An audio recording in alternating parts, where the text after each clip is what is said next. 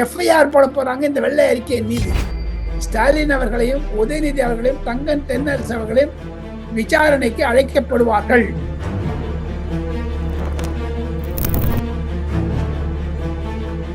வரக்கூடிய 10 நாட்களில் விஜய்க்கு பெரிய சோதனை காலமாகத்தான் இருக்கும். அவர் எச்சரிக்கையுடன் இருக்க வேண்டும். நாளை சட்டசபையில் 18ஆம் தேதி சட்டசபை கூடும் பொழுது உதயநிதிக்கும் ஆதவ அர்ஜுனாவுக்கும் தான் சண்டை. உதயநிதி நாளைக்கு ஒரு கலட்டை பண்ணுவார்கள். அந்த டென்ட் காலியா போகுது சீக்கிரத்திலேயே.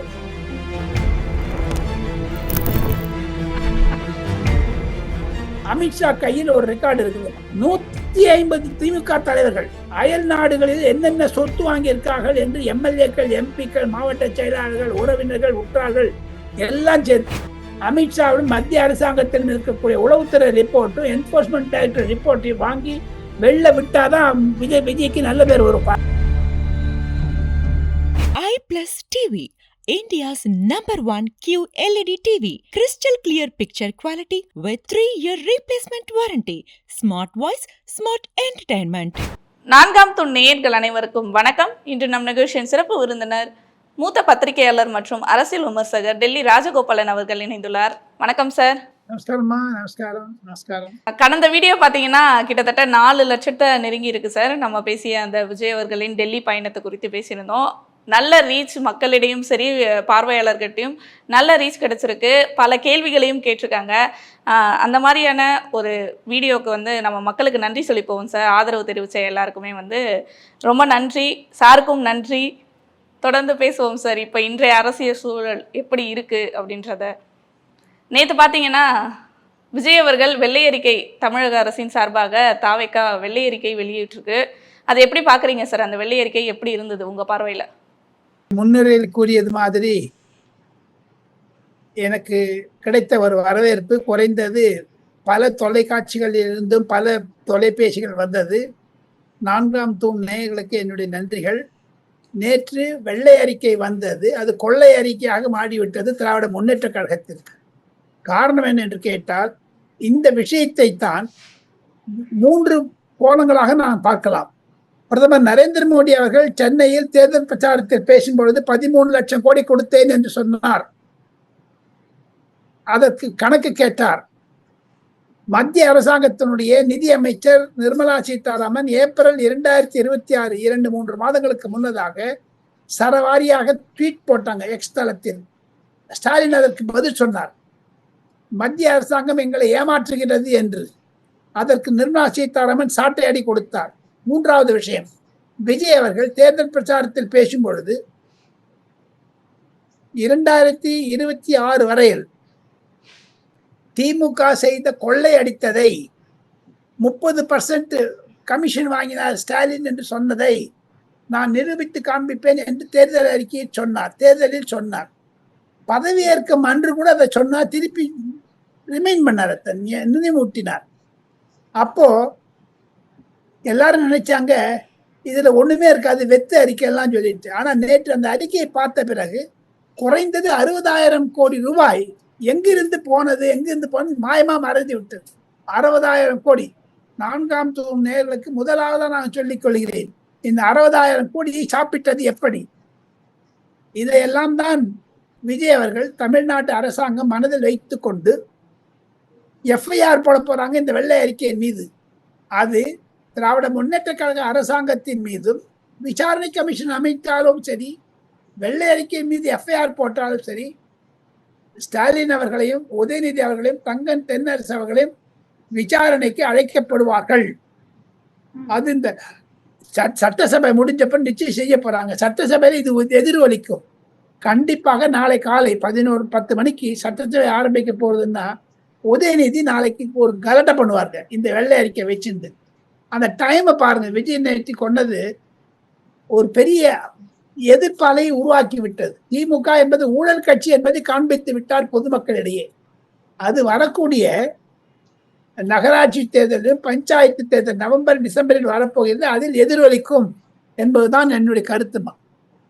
கண்டிப்பாக சார். இப்ப இந்த வெள்ளை அறிக்கை வெளியிட்டதுமே வந்து பார்த்தீங்கன்னா, திமுக திடீர் ஆலோசனை கூட்டம் ஸ்டாலின் அவர்கள் தலைமையில நடக்குது. இந்த ஆலோசனை கூட்டம்ல என்ன மாரி பேசியிருப்பாங்கன்னு நினைக்கிறீங்க சார்? இது நாளைக்கு சட்டமன்றத்திலயும் வந்து எதிரொலிக்க போது. எந்த அளவுக்கு ஒரு இம்பாக்ட்ட ஏற்படுத்த போது? இம்பாக்ட் வந்து பெரிய இம்பாக்ட். அதுக்காக தான் இந்த 16ஆம் தேதி வச்சாங்க. ஏன்னா இவங்க 17ஆம் தேதி கூட்டம் போட்டிருக்காங்க, எம்எல்ஏக்கள் கூட்டம். அந்த எம்எல்ஏக்கள் கூட்டத்தில் கண்டிப்பாக திராவிட முன்னேற்ற கழகம் ஒரு ரகளையை செய்ய இருக்கிறார்கள். அசெம்பிளி உள்ள ஆதவ அர்ஜுனா மதுராந்தகத்தில் பேசும்போது அதை கோடி காண்பித்தார். ஆதவ அர்ஜுனாவுடைய பேச்சு எப்படி 1989 அம்மையார் ஜெயலலிதாவுடைய புடவையெல்லாம் அழுத்து கிழித்து போட்டுவிட்டு சட்டசபையில் ஒரு அவமான பங்கமாக செய்தார்களே, துரைமுருகனும் மு.க.ஸ்டாலினும் அது இருந்தார்கள், கருணாநிதி ரசித்தார் என்றெல்லாம் அவர் பேசியிருக்கிறார். அதுதான் முன்னோட்டம். நாளை ஆரம்பிக்கக்கூடிய அந்த சட்டசபையினுடைய கூட்டம் குறைந்தது 15 நாள் நடக்க போகுதுங்க. அந்த 15 நாள்லயும் டைரக்ட் டெலிகாஸ்ட் இருக்க போகுதுங்க. இந்த டைரக்ட் டெலிகாஸ்ட் இருந்ததுன்னா வாக்காளர்கள், பொதுமக்கள், தமிழர்கள் எங்கிருந்தாலும் அதை பார்க்கலாம். அப்பொழுது ஒன்று வண்டி தெரியாகிவிடும். திமுகவுடைய ஊழலை அரசியல் எதிரி திமுக என்று தாவேக்கா செய்த பிறகு குறைந்தது ஒரு 500 முறை முதலமைச்சரே சொல்லியிருப்பாரு, போட்டி யாருக்கு நடுவுல, தாவேக்காவுக்கும் திமுகவுக்கு நடுவில் தான் சுட்டி சுட்டி காண்பித்தார். அதன் மூலமாக என் மனதில் புரிவது, கடந்த 45 ஆண்டுகளாக நாடாளுமன்றத்தை நான் ரிப்போர்ட் செய்ததனால் எனக்கு வயது 75. இந்த ஒரு சாராம்சம் 4ஆம் தூண் நேயர்களுக்கு சொல்ல வேண்டும் என்றால், வரக்கூடிய 10 நாட்களில் விஜய்க்கு பெரிய சோதனை காலமாகத்தான் இருக்கும். அவர் எச்சரிக்கையுடன் இருக்க வேண்டும். அரசியல் ரீதியாக அதிமுக என்பது சமாப்தி அடையும் நிலையில் இருந்தாலும் திமுகவும் அது அந்த டென்ட் காலியா போகுது சீக்கிரத்திலேயே.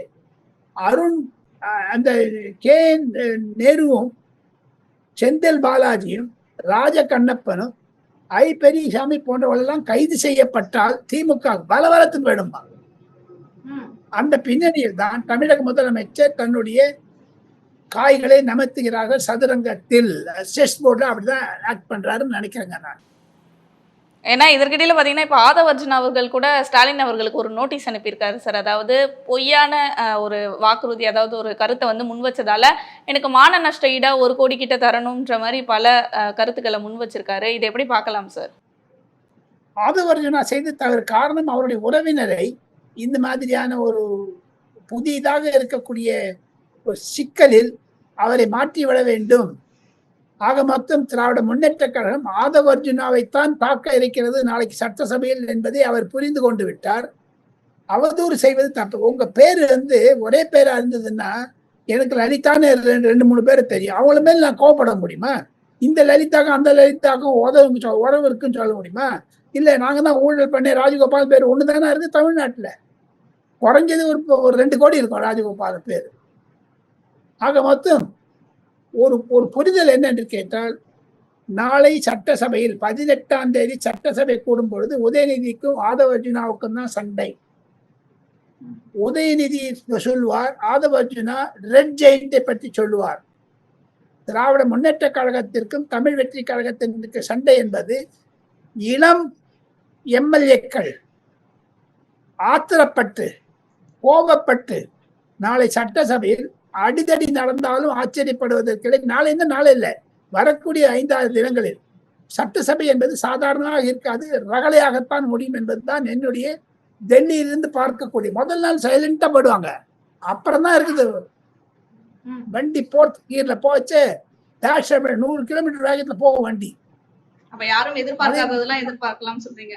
அதை விஜய் சமாளிப்பார் என்ற நம்பிக்கை எனக்கு இருக்கிறது. காரணம், அவருடைய அணுகுமுறைகளை எல்லாம் கடந்த 3 மாதங்களாக பார்த்து வருகிறேன். பல அரசியல்வாதிகளை, பல பிரதமர்களை, பல உள்துறை அமைச்சர்களை, பல நிதி அமைச்சர்கள் எல்லாம் பார்த்த பிறகு இந்த வெள்ளை அறிக்கையின் மூலமாக நான் தெரிந்து கொள்வது, விஜய் தன்னுடைய ஒரு திறனை காண்பித்து விட்டார், எபிலிட்டி டு ரூல் என்பதை காண்பித்து விட்டார் என்பதுதான் என்னுடைய சுருக்கமான கருத்து லலிதா. ஆனா இப்ப கிட்டத்தட்ட நேத்து வந்து நிதியமைச்சர் மரிய வில்சன் அவர்கள் பேசும்போது 78,324 கோடி கிட்ட வருவாயானது பற்றாக்குறையில இருக்கு, அதாவது கொரோனா காலத்தை விட ரொம்ப மோசமா இருக்குன்னு சொல்லியிருக்காரு, முதியோர் மாநிலமா மாறுதுன்னு. இப்ப இதெல்லாம் வந்து எப்படி சரி கட்ட போறாங்க சார் தாவேக்கா அரசு? கடந்த 6 மாதங்களாக கடங்கார அரசு என்று காங்கிரசுடைய தலைவர் பிரவீன் சக்கரவர்த்தி ராஜ்யசபா நாமினியாக தேர்ந்தெடுக்கப்பட்டவர். இப்பொழுது விஜய் இந்த பாடத்தை தான் படித்தார். அதை பேஸ் பண்ணி தான் விஜயும் பேசினாரு. திமுக இவர் வெளியில போட்டாங்க. திமுக ஆதவ அர்ஜுனாவையும் விஜய் பிரவீன் சக்கரவர்த்தியும் திட்டினாங்க. காரணம் என்ன என்று கேட்டால், பிரவீன் சக்கரவர்த்தி ஒரு டேட்டா மேன், ஒரு விஷயத்தை புரிந்து கொள்வார். சோனிபத் என்று இருக்கக்கூடிய ஹரியானா மாநிலத்தில் ப்ரொஃபஸரா இருக்காருங்க, அவர் பேராசிரியரா இருக்காரு. அதனால அவர் கொரோனா காலத்திலிருந்து தமிழக அரசாங்கம் நிதி எவ்வளவு வாங்கியது, செலவு எவ்வளவு, கடன் எவ்வளவு என்றெல்லாம் குறிப்பிட்டிருக்கிறார். நேற்று மாரி வில்சன் பேசும்போது கூட ரிசர்வ் பேங்க் ஆஃப் இந்தியா பற்றியும் comptroller and auditor general of India பற்றியும் தவிர டாஸ்மார்க்கிலிருந்து வருவது தவிர தமிழ்நாடு பொது உடை நிறுவனங்கள் பப்ளிக் செக்டார் அண்டர்டேக்கிங் வரக்கூடிய நட்டங்களை எல்லாம் பார்த்தால் அந்த தொகை தான் 60,000 கோடி, கிட்டத்தட்ட 58,000 கோடி. அது ஊழலில் வந்தது. தேர்தல் பிரச்சாரத்தில் கூட விஜய் சொல்லி இருக்கிறார், 30% கமிஷன் அடிச்சாங்க, 10% ஸ்டாலின் போகுது, 20% கட்சிக்கு போகுதுன்னுட்டு திருச்சியில் கூட பேசியிருக்காரு விஜய், அவர் முதலமைச்சராவதற்கு முன்னதாக. ஆக மொத்தம் இந்த வெள்ளை அறிக்கை வந்தவுடன் பொதுமக்களிடையே ஒரு பேச்சு பொருள் என்ன ஆகிவிட்டது என்றால், திமுக இவ்வளவா கொள்ள அடிச்சாங்க, அந்த பணத்தெல்லாம் எங்க வச்சாங்கன்னு கேட்கிறாங்க. அதற்கு பதில் என்ன என்று கேட்டால், 4ஆம் தூண் நேயர்கள் மூலமாக, லலிதா மூலமாக சொல்லிக் கொள்வது, அமித்ஷா கையில் ஒரு ரெக்கார்டு இருக்குதுமா. 150 திமுக தலைவர்கள் அயல் நாடுகளில் என்னென்ன சொத்து வாங்கியிருக்கார்கள் என்று எம்எல்ஏக்கள், எம்பிக்கள், மாவட்ட செயலாளர்கள், உறவினர்கள், உற்றார்கள் எல்லாம் சேர்த்து அதை வெளில விட்டாங்கன்னா சரி. திமுகவினுடைய ஊழலை வெள்ளை அறிக்கை மூலமாக வெளிப்படுத்தியதற்கு நன்றி தெரிவிக்கும் அளவில் விஜய்க்கு இருந்தாலும், அதே விஜய் அவர்கள் அமித்ஷாவிடம் மத்திய அரசாங்கத்திடம் இருக்கக்கூடிய உளவுத்துறை ரிப்போர்ட்டும் என்ஃபோர்ஸ்மெண்ட் டைரக்டர் ரிப்போர்ட்டையும் வாங்கி வெளில விட்டாதான் விஜய்க்கு நல்ல பேர் வரும். பார்த்துட்டே இருந்து அந்த 150 கோடி, அந்த 150 பேருங்கம்மா. அதற்கு உதாரணம் சொல்றாங்க, நாடாளுமன்றத்தில் 8 எம்பிக்கள் இருக்கிறார்கள் திராவிட முன்னேற்ற கழகத்திற்கு. அவங்க எல்லாம் குட்டி அடானி என்று சொல்லுகிறார்கள். எல்லாருக்குமே 50,000 கோடி எங்கம்மா வந்தது அந்த பணம்? யாரு வீட்டு சொத்துமா அது? அதனால்தான் பொதுமக்கள் 2026 ஏப்ரல் 23 திமுகவை வேருடன் பிடுங்கி எறிந்தார்கள். விஜய்க்கு வெற்றி வந்தது. விஜய் அவர்கள் இந்த கடமையை செய்ய தவறினால் 2031 விஜயையும் பொதுமக்கள் தூக்கி போடுவார்கள். தமிழக அரசியல் மாறிவிட்டது. தமிழக அரசியலில் ஒரு புது சரித்திரம் படைக்கப்பட்டதுதான் நான் நினைக்கிறேன்.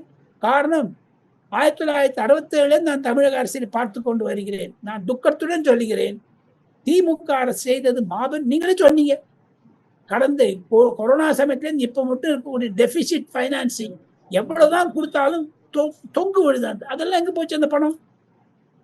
இது ஒயிட் கால், அதாவது ஆங்கிலத்தில் சொல்வார்கள் ஒயிட் கால் லூட், அப்படித்தான் ஒரு ஒரு ஒரு விஞ்ஞான முறையில் பண்ணியிருக்காங்க. இவங்க அப்பதான் செஞ்சாங்க, பையனும் செய்ய ஆச்சு கேட்பாரு.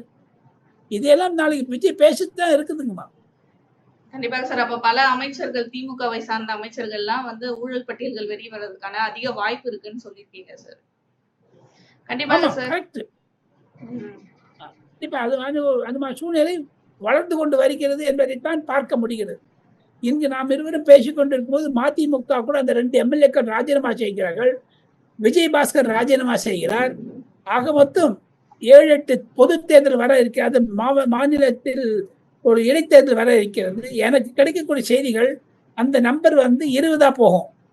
5லேருந்து 6 ஆச்சு, 7 ஆச்சு, 8 ஆச்சு. இப்ப பாரு 20 மட்டும் போயிடுச்சுன்னா விஜய் அவர்கள் தனக்கே என்று தனி பெரும்பான்மை வளர்த்து விட்டு காங்கிரஸை கட் பண்ணிடுவாரு, விடுதலை சிறுத்தைகளை கட் பண்ணிடுவாரு, நம்ம கம்யூனிஸ்ட் கட்சிகளை தட்டி இவர் தனியா ஆட்சி நடந்துட்டார்னா தமிழகத்தில் நன்றாக ஆட்சி 5 வருடம் அல்ல 10 வருடம் கூட நடக்கான்னு அவர் சொன்னதை செய்தார் விஜய்.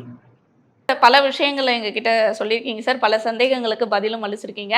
இதே போல நாளை நடக்கவிருக்கும் சட்டமன்றத்தை பற்றியும் தொடர்ந்து பல நிகழ்வுகளை பற்றியும் பேசுவோம் சார். அதுவரை விடைபெறுவோம் சார். நன்றி.